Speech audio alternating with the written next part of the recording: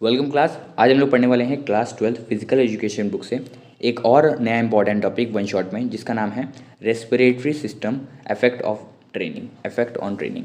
Respiratory system क्या होता है और इसका इफेक्ट क्या पड़ता है ट्रेनिंग पे, यानी जब आप ट्रेनिंग करते हो, अपनी बॉडी को मतलब थोड़ा तोड़ने निकलते हो, अपनी बॉडी को ट्रेन करने निकलते हो, तब उसका इफेक्ट रेस्पिरेटरी सिस्टम पे क्या होता है वो हम लोग आज पढ़ने वाले हैं। तो वीडियो को शुरू करते हैं। सबसे पहले ये सारे जितने भी नोट्स आप सभी को बैकग्राउंड में दिख रहे हैं, अगर चाहिए तो इन सभी का लिंक आप सभी को डिस्क्रिप्शन में मिल जाएगा। वहाँ जाके आप लोग टेलीग्राम ज्वाइन कर सकते हो, हमारा डिपेंडेंस नाम से है। वहाँ पे सारे के सारे नोट्स आप सभी को फ्री में मिल जाएंगे। जैसे ही वीडियो अपलोड होती है तुरंत उसके बाद आपको नोट्स भी प्रोवाइड करवा दिए जाते हैं। ठीक है। एंड इंस्टाग्राम भी ज्वाइन करना चाहो तो आप लोग ज्वाइन कर सकते हो, लिंक आप सभी का डिस्क्रिप्शन में मिल जाएगा। वीडियो को शुरू करते हैं। तो अब वीडियो को शुरू करते हैं। सबसे पहले हम लोग बात करते हैं व्हाट इज़ रेस्पिरेटरी सिस्टम। सबसे पहले बात करते हैं हम लोग रेस्पिरेटरी सिस्टम होता क्या। रेस्पिरेटरी सिस्टम आप सभी में से कई लोगों को पता भी होगा, बिकॉज आप सभी ने 10th 9th 8th में कहीं ना कहीं पढ़ा होगा ये। तो ये एक ऐसा प्रोसेस होता है जिसमें इनहेल एंड एक्सेल होता है ऑक्सीजन एंड कार्बन डाइऑक्साइड का, यानी the process of inhaling exhaling of oxygen and carbon dioxide is called respirations. Respiration उसको कहते हैं, और जो इस चीज़ को हमारी बॉडी के अंदर करता है उसको हम कहते हैं रेस्पिरेटरी सिस्टम।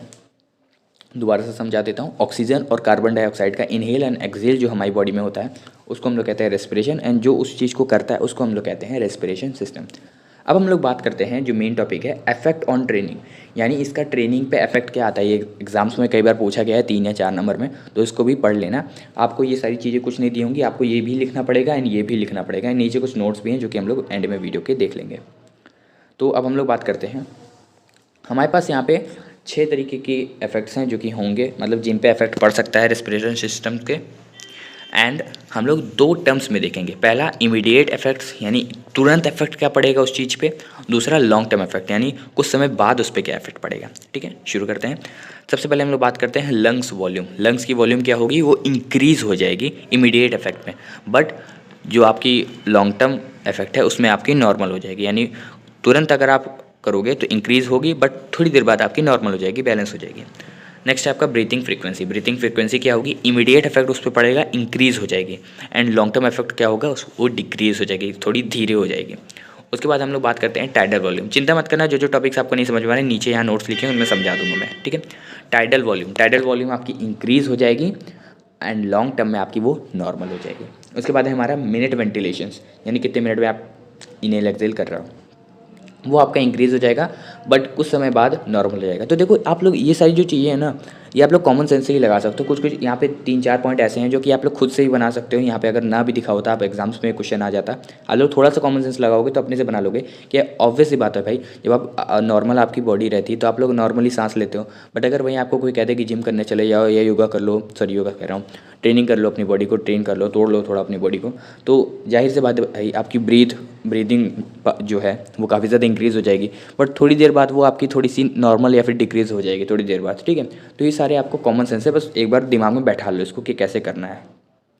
इसको मैं इधर रख देता हूँ। ओके। उसके बाद आता है आपका विट्टल कैपेसिटी। ये आपको दिख रहा नहीं होगा सही से, इसको ऊपर कर दो। उसके बाद हम लोग आते हैं विट्टल कैपेसिटी पे।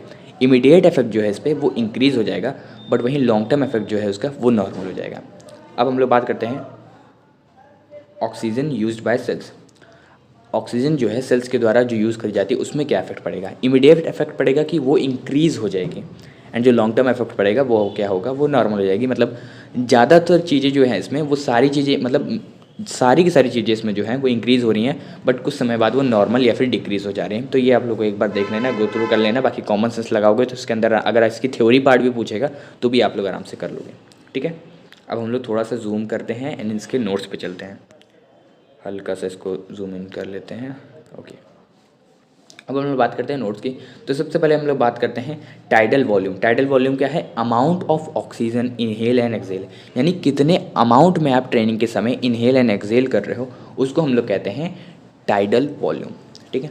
उसके बाद हम लोग आता है मिनट वेंटिलेशन। मिनट वेंटिलेशन क्या होता है, inhale and exhale in a minute. मैंने पहले भी बताया था, यानी 1 मिनट में आप लोग कितना इनहेल और एक्सेल कर रहे हो उसकी फ्रीक्वेंसी को जो नापना होता है उसमें हम लोग क्या कहते हैं, उसको क्या कहते हैं, मिनट वेंटिलेशन।